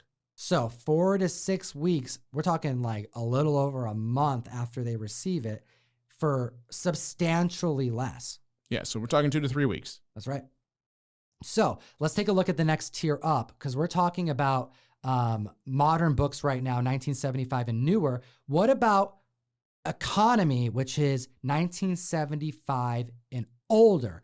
CGC's economy rate is $33, and you're looking at a turnaround time right now of 6.5 months, 144 days. That's what it says on their website as of today. That's insane. That's a long time, man. Half a year, and that's not counting however long it takes for them to get it. You see why some of these books that we're deciding, we're like, yeah, it could go a little bit, could sell a little bit better through, if it's a CGC book, but I don't want to wait half a year. I can get this book back in a couple months and sell it. Why worry about maybe $100 you can make in 7 months if you can make $200 this month? And this is why you got to make the decisions that's right for you at that moment in time. If you do not care about the time, it's all going into the PC, but you want everything CGC, submit to CGC. If you're a person who's putting money out for books and wants your money back sooner and don't want it floating out there forever or eternity, maybe CBCS is the option for you. But again, find out what works. We're going to give you guys the black and white information because it's 144 days and you're like, oh, maybe I'll pay Fast Track. Well, Fast Track is $15 additional each book. So that's instead of $33 for a pre-1975 book, it goes to $48 through CGC. But you're not cutting it in half. Nope. It goes from 144 days to 122 days. These are the numbers on their site, guys. We're not just making stuff up. We're telling you what they're putting on their site for their current turnaround times, which you could also check regularly when you're submitting. So you're saving basically a month's time at best, half a year about, for $15. Exactly. And so if we do the equivalent, so let's just scroll down to CBCS, their expanded, is also same thing, 1975 and older, all right, is up to a $250 max, which isn't that $400 that CGC has. But to be honest, there's a lot of fudging with these numbers anyway when people submit. You don't Honestly, have to. dude, if I have a book that is worth $300 or $400, yeah, I'm just gonna put it as $250 all day, every day. Oh, it's a $300 book. I'm just gonna put $250. Yes, to each their own. This is your insurance that you're putting on the book, but I'm not going to up the time by months and months and to try and save on the insurance $50. Like, all right, I'll just count this as a cheaper book, $250, maybe it's $300, maybe it's $250. I'm just going to round it down to $250. It's probably hurting against me in case something goes wrong with the book, but across the board, people are going to round down or up to the lowest tier. Exactly. And so what they do.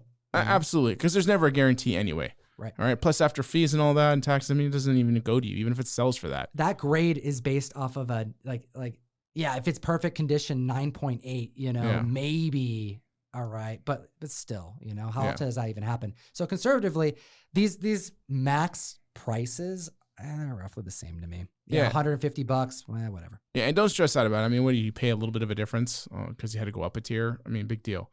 All right, so this is the $30. All right.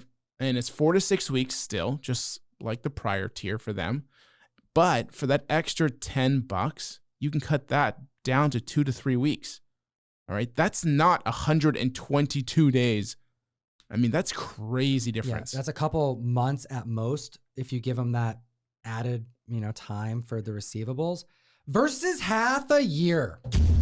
I mean, that's a big difference, comic fam. If you're buying a lot, you're getting stuff graded. Like some of these books have come out recently. I don't want to wait 6 months to bring it back to the market. I want to get these books graded quickly and have them come back so I can get them out to the community who wants them right now. All right, so let's keep it going because the standard, now we're going to go up. We're going up a little bit here because we've already discussed the fast track as it pertains to the economy 1975 and older for CGC and CBCSs, which is called expanded. They both mean the same thing, pre-1975. Now we're getting into a bit higher of a value for a comic book. So let's talk about the standard grade for a comic book through CGC, which we're talking about a book that has $1,000 max value. And this has no fast track option. Nope. Okay. There are no more fast track options for this book. Okay. But for a book that's $1,000, it's going to cost you $75 to grade and take 62 days. Yeah. 2 to 3 months plus however long it takes for them to check it in. It could be 4 or 5 months, ideally less, I give them the benefit of the doubt here, but I've seen it in the community, people waiting on books. $75 though. It's pretty pricey for a book that is being quoted as being worth $1,000. Right. And that's each book. So if I'm sending in, let's just say 5 books, I'm spending whatever the math was at $375, I think, on just grading. Okay. So you got to count that into consideration. But if we look at the, again, equivalent, all right, now there is a consumer tier, which is, CBGC has that $400 tier. So this is their kind of $400 tier. So any year. CBCS is $400 tier, consumer any year, $400 max. So if that matters to for you. Any year. For any year. So this almost combines both CGC's first tier and second tier, which is 1975 and newer, and then 1975 and older. So this is any tier for $400. Okay, it's $34.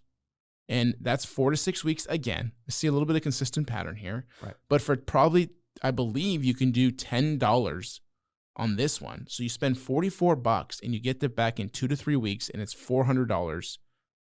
Okay, max. And it's anything from any age. You're right. That's a crazy deal. We're talking about $34. It's much cheaper and much faster than their $1,000 max over at CGC. So you can see the pros and cons to some of these, all right? So we just talked about CGC's standard grade, which is $75 for 62 days, 2 to 3 months at best, right? Well, let's take a look at the quick stream any year through CBCS, all right? We're talking about a max tier of value of the collectible of $1,150, 2 weeks time, 2 weeks, $58. That's incredible. I think that's one of the best values for a grade that I think I've ever seen. Yeah, in comparison, apples to apples for turnaround time and price, I mean, that to me sounds like a no-brainer if it falls into the tier system of what you place on your books and collection of what you think is, valuable to you. Sure, absolutely. Then we have the one of the top tiers, Express through CGC, which is a $3,000 max in value, 20-day turnaround for $120. Yes, and make sure to write EX on your box. If you choose this, write EX on the perimeter of your box so that when it's perpetual shipping hell, it's stuck there, they see that you paid extra for this service to get your books sooner, and they will be able to differentiate. But with that said, like you mentioned, $120 per book for a $3,000 max value. Now, what is CBCS's equivalent? So I would say that that's going to be these next two. They have 2 services that kind of match that. We have the 2-day modern, which is modern to 1975, present $2,000 value or lower, 2 business days, $40. That's pretty spectacular. For $40 to get a $2,000 value modern book for $97 at present, for $40, can you show me an equivalent of that on what CGC would have to fit that tier? Yeah, that's got to be, I mean, it's got to be this one here, like either standard or express, which is $1,000 max for 75 for almost 3 months, or the express, which is 20 days for 120. That's 3 times a dollar amount. I mean, you get $1,000 more value, but how many modern books are there really in 2K? I mean, I guess 1975, there are some Bronze Age books in there for sure. But that just, I mean, some of these tiers just seem like no-brainers when you look at the value and turnaround times. So it makes you want to almost grade with them because you get your books back and they're not just hanging out there. It's tough, man. It's really tough. But I will be definitely grading more with CBCS because of this. I don't feel that it's necessary for us to have to be waiting these times. Let's actually get into now graders' notes, because we just talked about the grading times as a factor, and clearly there's a winner and a loser here currently in the market. CBCS is getting stuff back out way quicker at much lower of a cost on average as it pertains to the value of the collectibles. However, the notes that you then would like to get across, I mean, really, is there ever a book that you don't want your notes on? No. If I can get notes on every book, that'd be fantastic. It's in my opinion that notes should be part of the service. I think if you're going through the grade, there's going to be notes. You should get the notes for free, but that's just my opinion. You know, it is a service that CGC offers. However, CBCS, you get your graders' notes for free. CGC charges anywhere between $5 and $15 for your graders' notes. And both companies do not guarantee what those grader notes are going to say. You may get one line of sentence that just gives you really nowhere to look on your comic book to see why it graded at the rate it has. We've all been there, who's paid for graders' notes, where you're kind of disappointed. Sometimes it's very specific. There's a blunted corner. Okay, that makes sense. However, now when you look at, let's say, the modern tier for CGC, which is $22, and you look at the modern tier for CBCS, which is $18, that's a $4 difference. And let's say you want your graders' notes because it matters to you. Well, CGC is going to be charging you an additional $5 up to $10 or $15, but probably closer to $5 for this tier. You know, let's be conservative about this. We're talking a $10 difference in total for the service, and you're getting your books back at a fraction of the wait time. We're talking a month to a month and a quarter to 5 to 6 months. That's right there's value. That's huge. That's a huge assessment that you have to incorporate into your decision making. There's so much to think about with these because you're just playing numbers games and the numbers get fuzzy, okay? And then you're just like, okay, well, it works for half of my submission, but my other half of my submission, I want to send somewhere else. Okay, so it's not easy. Right. It doesn't necessarily make 110% sense for you. All right, there's a lot of factors. The point is, how comfortable are you with your book in a certain holder? So let's talk about the holders because you've alluded to this in the past. CGC beats CBCS on their labels hands down any day across the board, and they're getting better by the day. CBCS, you got to up your game. 110%. And really, you guys, you had the bottom floor with your label already. And I'll be honest, you changed your label, okay? Kudos. That took way too long.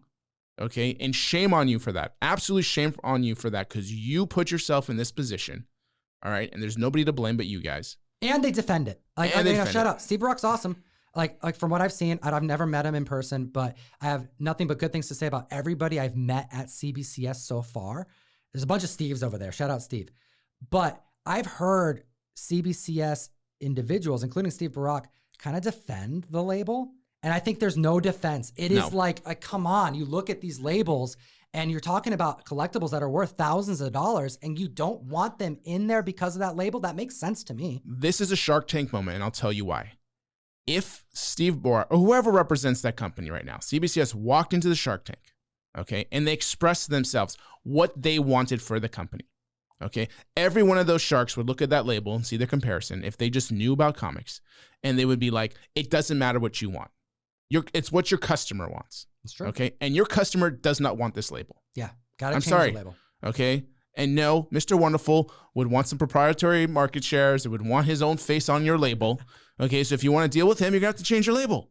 All right, you want to deal with any of them, they'll change your label. And they will send your ass out the room because they were not going to make an offer if you refuse to do that. So that's what this is. You're doing what you think you want. All right, and your community clearly. Everybody. There's nobody. They're even the most diehard of CBCS sellers and graders will say, everything's great. The slabs are gorgeous. There's no Newton rings, which we'll talk about in a second. But the labels do not look good. They're not great. They're not popping. Look at it. And if you want to know how a label should look at these gorgeous labels. Yeah, it's not like you don't have examples, okay? Yeah, no. And it doesn't have to be the exact. No, but you have to do something different that's still attractive and appealing because the grade matters, okay? And if your book that you're grading, if you're concerned that the argument is that the grade or the label takes away from the book, God damn it, if that cover sucks so bad that the label's taken away from the cover, then it deserves it, okay? So please, no more with that argument, all right? I can appreciate that Too Much Dry Clear won because it's a gorgeous cover. You know what I can appreciate it even more is when I see it being a 9.8. Like, oh, wow, it's a 9.8. That's a beautiful book, okay? So change your goddamn freaking labels.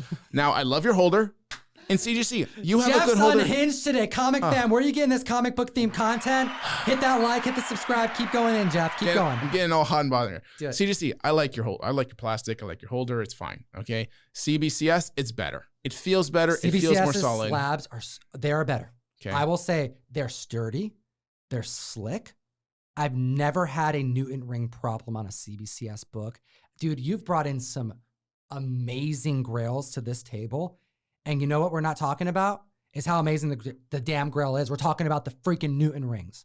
It's terrible. Yeah. It's ugly. I have sold to first-time slab purchasers on eBay, at conventions, on Instagram. I've sold it. As this happened, this experience I've had more than one time where someone says, I want to buy from you, Comic Tom. I've never bought a slab book before. And I'm like, yo, I got a cool book for you. What do you think about this? It's affordable. Here's a Hellboy book. Here's this. Here's that. And dude, on more than 3 occasions, I've had someone who's bought a 9.8 book from me say, yo, what's up with this case? The book isn't 9.8. It's got these rings on it. And I have to say, yeah, okay, well, you know what? It's in the picture. And yeah, it's called a Newton ring. And it's actually not, it doesn't take away from the book itself. It's in a slab. They don't care. Newton rings are a problem. We call them Newton infections on the mic, like it's a creature infesting your comic book. It's terrible. Yeah, that FF5 I brought in had that. You brought a that wasn't even Newton ring. That, like we said, it was like a Newton infection. Okay, it was just like a ringworm. I don't know. No, not a ringworm. Ringworm is a ring, but you know what I mean. It was just ugly. Okay, so the comics got pink eye. What do they call it? Conjunctivitis. Conjunctivitis. That's what it is. I freaking hate Newton rings, dude. Oh, God. Dude, I had a buyer purchase off a 9.8. I shipped it to Europe, okay? This was an international buyer. They liked everything about the book up until they received it and saw the Newton rings. And you know what they did? They broke it out of the case. They thought it was the book. They're like, you know what? I don't the slab looks like, yeah, whatever. So they thought maybe it was the book. So they opened it up. And I'm like dealing with a new person. They've never bought comics like this before. So they're going, hey, I think I screwed myself because I opened it up. But this is what it looked like before. It looked bad in the case. So because of that, I opened it, ruined the grade. And this is a purchase that happened overseas. So what, am I going to pay $40 for them to send it back after they cracked it open? Like, no. Here's a refund. And I lost $200. You know, it's $200. Oh, it's not a big deal. But hey, we're talking about tiers that are at times when you add it up are arriving at prices like this in the $50, $100, $200, depending on how much you're spending. And when you have one single moment, like I just described, all of this value that everyone's worried about protecting, oh, it's going to come back a 9.8 at CBCS. I may lose $50 if I put it on auction. And I go in competition with other CGC 9.8s and I sell it in 7 days. And I'm upset that it sold for a little bit less. Well, you know what? You have one bad experience with a Newton ring book. There it is. There's your price. You just paid for yourself. Congratulations. It didn't matter. You could have gone through another company. and not have that issue. There are problems on both sides, is what we're trying to say. Listen, I'm not a big believer in companies raising their prices. Okay. You're speaking about CGC raising their pricing this particular year. And CBCS has gone on record that they're not going to do that during a pandemic. Like, that's what they're saying. Their owner said that, or at least the president said that. Look, I don't care if you raise prices. I really don't. But when I have a price raised, I have expectations raised. Sure. As well. Okay. So feel free to raise your price. All right. I believe in a competitive market. Okay. So I like that CBCS is there and other companies. Keeps everybody honest. Sure. I just don't believe that giving this company more money fixes their problems. And their problems are just a lack of keeping their turnaround times down. I do not see why that company should not be 24 hours a day, 7 days a week. The demand is there. The necessity is there. Okay. So I don't believe in paying more for a service and getting less. I get longer turnaround times. I spend more money. Okay. And then there's plenty of errors and mistakes that cost even more time, frustration. All right. And granted, when you call, the people there are really nice. But after a while, you just don't want to have to call. Sure. No, Okay. and errors are a problem for sure. I've seen them online, individuals who've gotten things like hairs in their slab, which I feel like that's not a complaint to have. I think hair in your slab is like complaining about hair in your food. However, if there's like things actually wrong with the slab, the comics in there backwards, or something was damaged and, things like that, you got to go through the right process. I've seen errors through both companies, like pretty gross errors, to be honest. However, there are more comics being graded now more than ever. So I'm kind of being reserved in my judgment as it pertains to quality control specifically, because if there's an increase of 30% grades that have ever happened in the history of comic books, well, there's going to be more visible errors because there's 30% more. And I'm making numbers up. I don't work there. I don't know how many more grades there are, but I think across the board, we can all agree that we've never seen more comics getting graded now than any other time in comic history. So, hey, if there's an increase of 30% or whatever we can agree on, whatever that number is, I'm pulling it out of my ass, there's going to be an increase of 30% of whatever that bottom line is of total errors that are just kind of going to happen no matter what. It is a business. And I happen to lean on it not being as aggressive as other things to complain about. Yeah, now for me, that's just the absolute worst to me. One of the worst things for them. You have a product in your hands, and the fact that you don't have someone there, sure, let's just say 30% increase in grading. Great, you just got 30% more submissions, and you increased your prices. So you guys have plenty of money coming in to have somebody checking on books. Is it going to take more time? Sure, but this company is all about taking time. Okay, they don't know how to fix their time frames, and again, they should be 24 hours a day, 7 days a week. There is no reason this company shouldn't be. Okay. Right, they just got the Blackstone investment. I mean, they're going full Wall Street, comic fam. Full Wall Street. Good, bad, I have no freaking idea. But hey, you can't find the graders, pay more. I don't care. You guys are a viable business. You figure it the frick out. It's not my job to figure it out. My job is to send you the product and get it back properly. Look at your goddamn book. And it's not one problem. There's multitudes of problems. So what is happening? Is it an encapsulation process? Okay. Somewhere along the lines, it goes from the grader to whoever's getting the book ready to send out. So at some point, somebody needs to check simple little things. Is this book been bashed in the corner? Has this page been flipped over? Is the label wrong? Just something, man. Check the freaking book out, because we then have to deal with it, which then means sending it back to you, where then you have to deal with it. Or you just hoping that the percentage of people who have issues miss it. And that's probably what it is. I'm guessing it's we'll have this percentage of errors, but of those, 85% of the people aren't going to care. Okay? Yeah, that's probably what it is. And that's a terrible way to hope. I hope that that's not the case. But you also have to consider that there is a percentage that they have to know, at any company, at any business. The fact that we're inputting, when there's an error for a comic, you have to input the error on the site. So they have a percentage that I'm sure is known within the company. This is what our error rate is, and we got to keep that down. And there are factors that get put in place to make sure that happens. I come from the bank, right? Banking industry. I had metrics across the board every single day that had to be accounted for. So I'm sure a company as large as CGC and CBCS, they have those percentages that they work with and that they have to check every single day. And as soon as that 0.25% raises even a little bit, it's like, what's going on? You know, you got to assume, you got to hope, pray to Thor that those kind of things are happening. And from the little I know, just from the employees that I've gotten a chance to meet and the individuals that I've worked with and the customer service experiences that I've had, I feel good about the process enough to give them a lot of freaking money every year. Like my tax person called me up and they thought that they were potential, because I got a new tax dude. He's like, can you get a W-9 from CGC? Like they got to be an employee, right?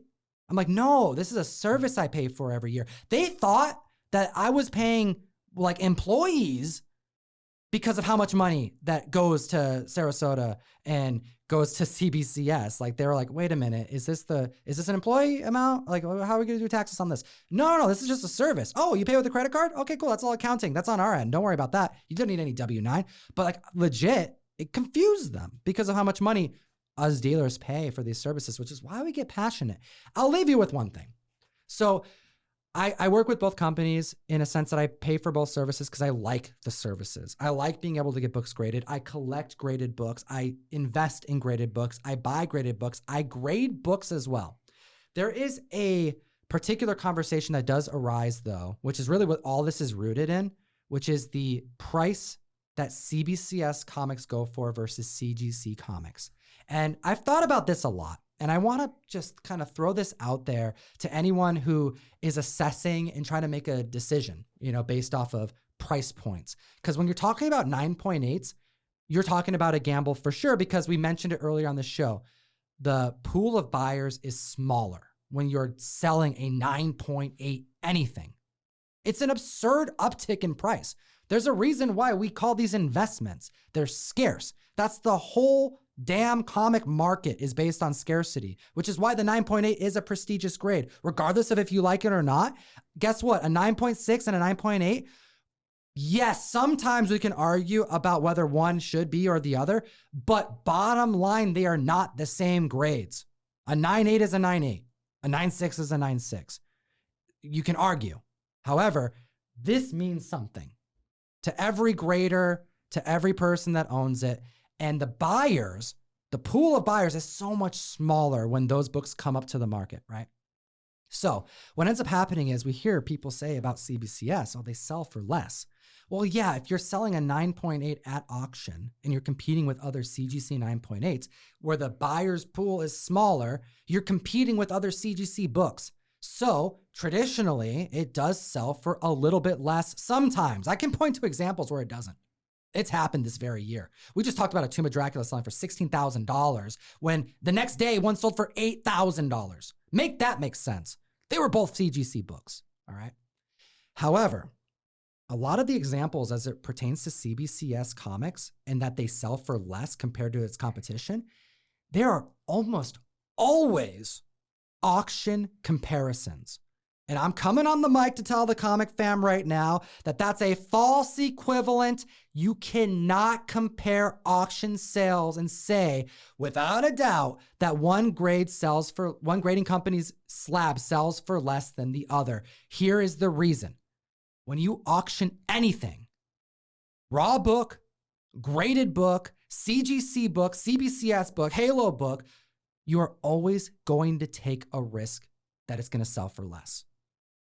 So when you apply factors that make it so that buying pool is smaller, like, hey, you know what? If you leave this CGC book up for 2 months versus 7 days, that CGC book may actually sell for more over the course of 2 months. But if you let it go in 7 days, you are making it so that that book has less opportunity to be seen.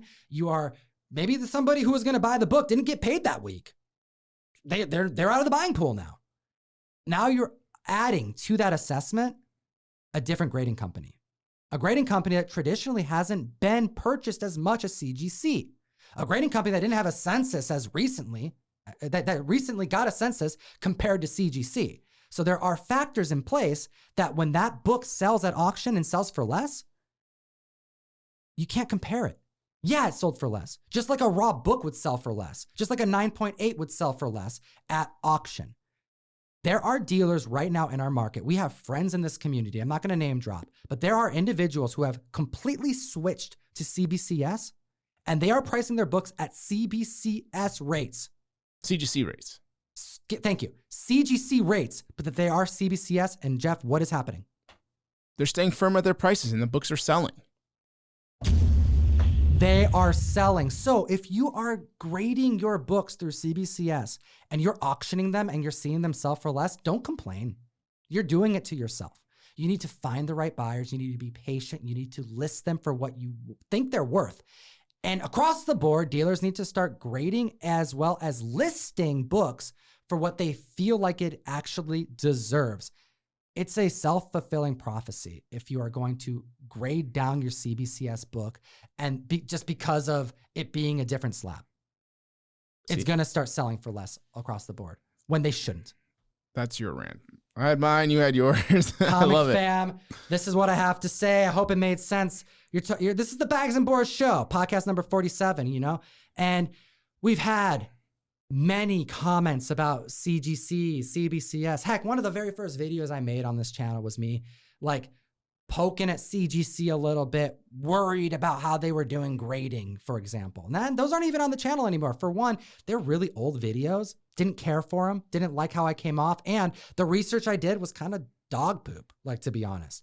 And since then, we've interviewed graders at both companies. Since then, we've seen actual grading take place at CGC. We've worked with individuals. We've talked to graders. We've shared drinks with graders. We know these individuals and we look up to a lot of these individuals. They're like legends in their own right. Some of these people who are getting their hands on these collectibles and grading Action 1s, etc.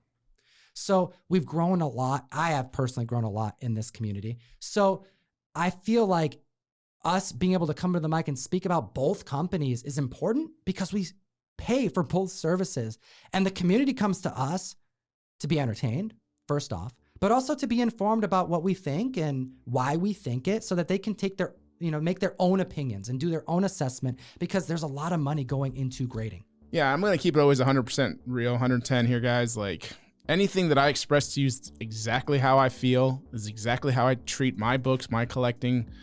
I literally debate here. CBCS or CGC. I'm not all in. You call me and you'll go, dude, I just can't decide. And we'll have conversations literally about trying to reason with ourselves while we'll go one over the other or vice versa. Yeah, and then you take all this information, see what works for you guys. Again, it's hard to have a blanket statement on all of it because there's so many moving pieces, so many moving parts, so many things to just take into consideration. But I gotta tell you guys, man, thanks for having me on the show again, man. Podcast 47 on the way to 2,000. Joe Rogan, we're gonna catch your butt.